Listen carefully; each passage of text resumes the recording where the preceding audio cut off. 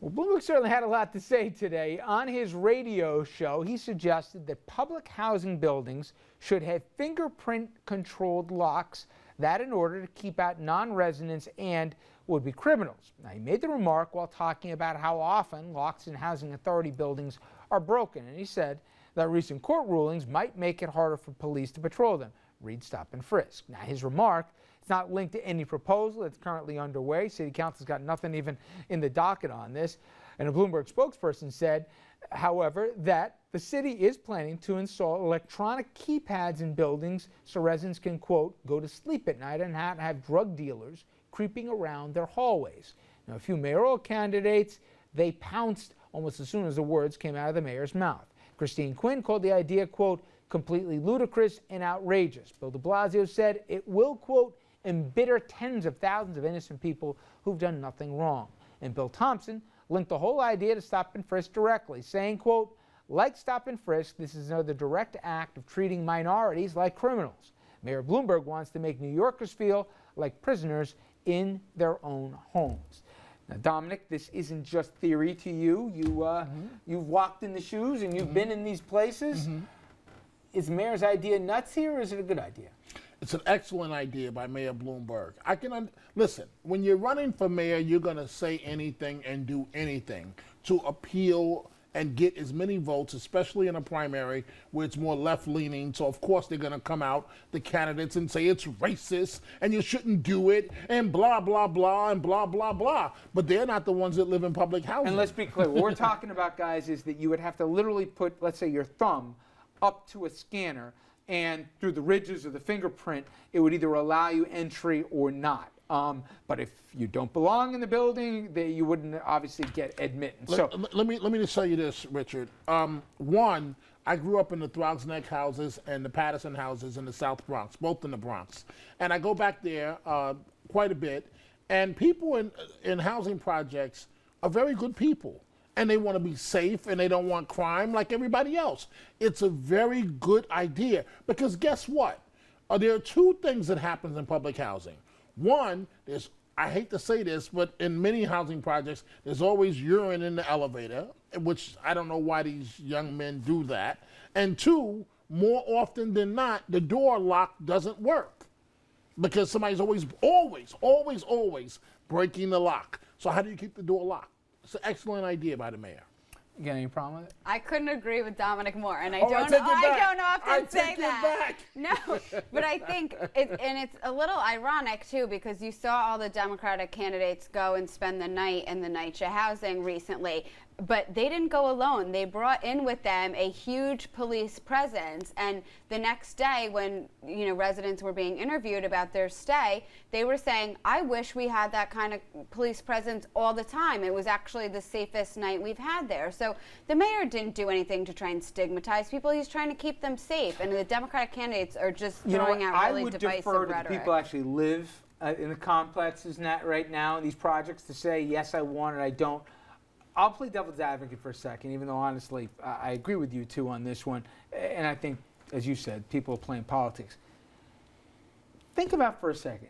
Because of your zip code and where you live, the argument follows that, hey, we're going to pat you down, Stop and Frisk, and we're going to say, because you live here, we're going to treat you differently because there's more bad people here than there's not. And if that means that even 90% of the time you did nothing wrong, still spread them and put your hands against the wall. And by the way, you're not allowed to go in your house like everybody else does with a key. You got to put your thumb against the door here so you can either come in or out. Now again, if I had a vote and this was in the city council, I'd vote for this idea. I don't think it's a bad idea. But if you keep doing this, you're basically saying you're not you are a second-class citizen, and we're going to treat you differently. We're going to prosecute you differently. We're going to criminalize you differently, and we're not even going to let you go in and out of your homes the same way regular people do because of, frankly, your zip code.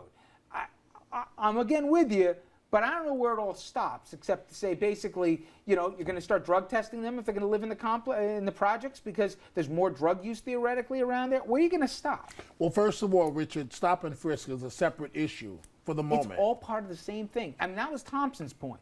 And he goes, you're basically criminalizing somebody because you're living in a certain area. And again, the real world okay. is different than a Okay. theoretical one. And But I am number- saying I don't know where this ends. And number two, it's not only black people who live in the projects. There are white people who live in housing projects as well. And so I'm supporting the fingerprinting of the doors for all Take residents the of white New and York black City out of public it. housing. I'm saying you live in a zip code, you're going to get different treatment than you get somewhere else.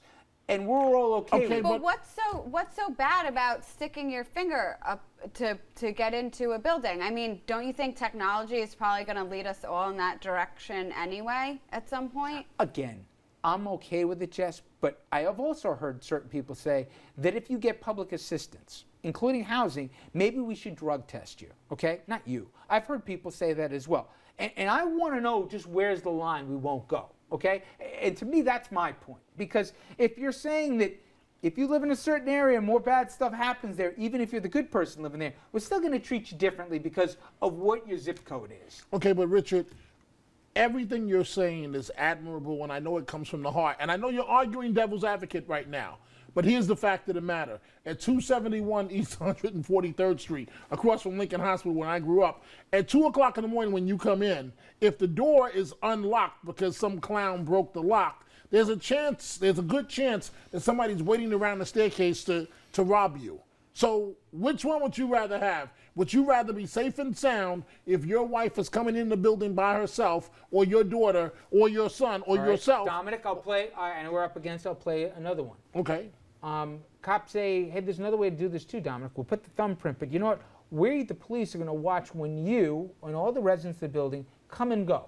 We're going to have a camera. We're going to watch what time you come in, and obviously had a good night. It's 3 o'clock in the morning. Maybe you took on the town here a little bit. Maybe you're taking home somebody that is different from the person who normally is in the building, if you follow my logic. We're going to be watching you to do that. And by the way, we're also going to drug test because we don't want people, drug addicts are dangerous to the area, just like people who don't belong there. So we're going to start drug testing you too. My only point is everything you say is right, guys. And again, I'd vote with you if I had a vote on this.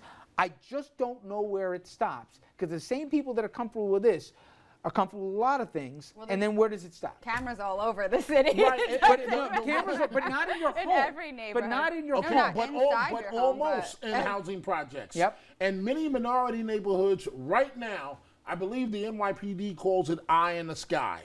And if you ever drive by, every you can street see corner, them. yeah. Right. Well, but now they Oh, have the and portable that too, units. yeah. The portable units where the officer, it goes up about 20 feet in the air, and it's like a mini police station. So it's in with- Chicago all the time, remember? Right, Yep. right. And where they're looking down. Now, I understand the other Yeah. side, but as somebody who grew up in public housing and who also grew up on welfare, I'm not ashamed to say that.